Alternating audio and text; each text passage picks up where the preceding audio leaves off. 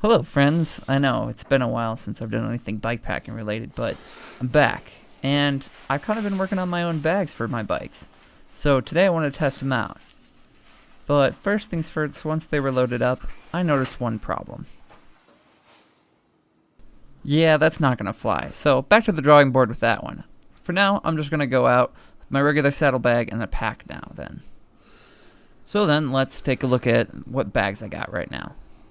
First is the frame bag, and yeah, I made that out of a tent floor. Anybody remember galleons? So it has a nearly full-length zipper, and I decided to opt for ladder locks on this. I don't need to take that off really fast, so I didn't want to do buckles, and I just didn't feel like going for Velcro. Right now it's loaded up with a climbing harness and a couple other climbing equipments. I pretty much just have rock climbing gear right now, in the case I can find a good tree to climb.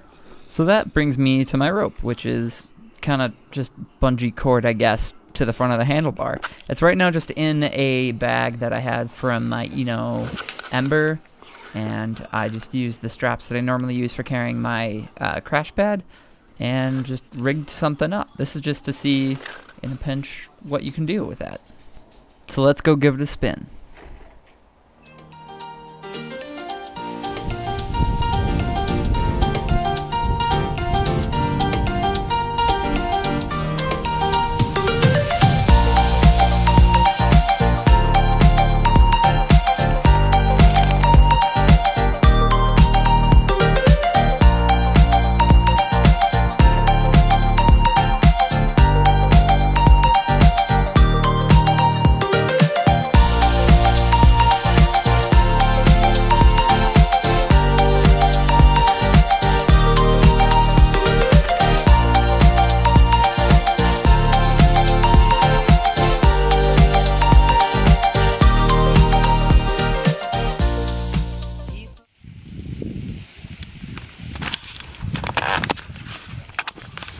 So, what is the takeaway on it?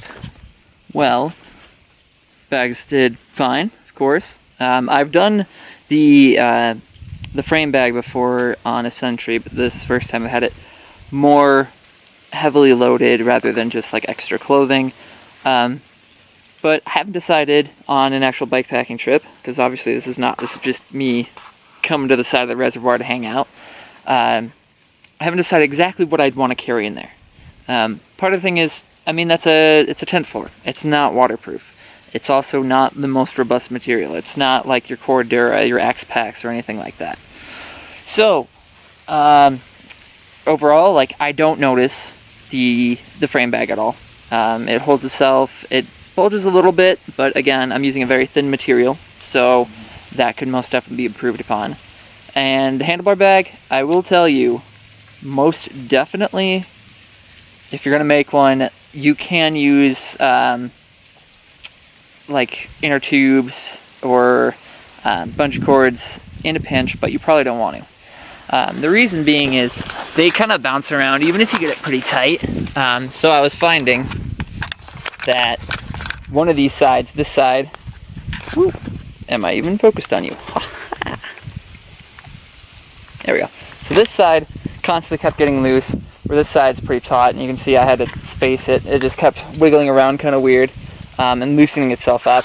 And that also, another thing when I actually design a bar bag is to put spacers right about here. Reason being, so this way you can actually ride on the tops comfortably, actually have your hand around. Woo! So that will be something to work on eventually. That bag size is just about perfect. But again, that depends on what kind of handlebar you are. If you're doing mountain biking, maybe you don't necessarily need to have that space between your hands and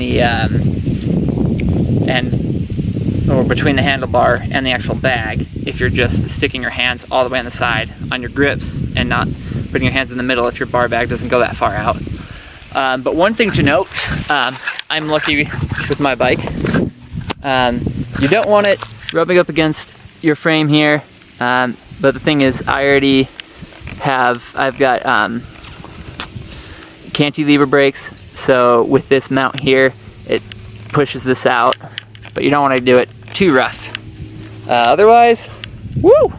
Hello, hammock.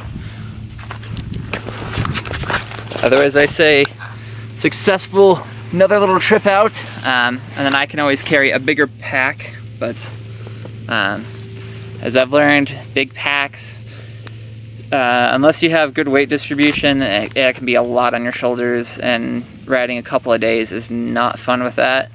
I guess if you're accustomed to backpacking, then go ahead and go for it, but it also puts a lot of your weight up high. Now, in terms of distributing weight all around the bike, putting it all in the front, mind you, most of my trips have all been a lot of the weight on the back.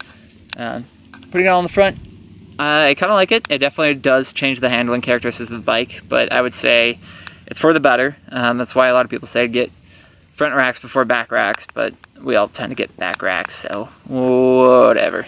But because the weight's more forward, when you actually put a turning input, it actually kind of grabs and goes and wants to go that way, where if you have all your weight in the back, the steering feels very lazy.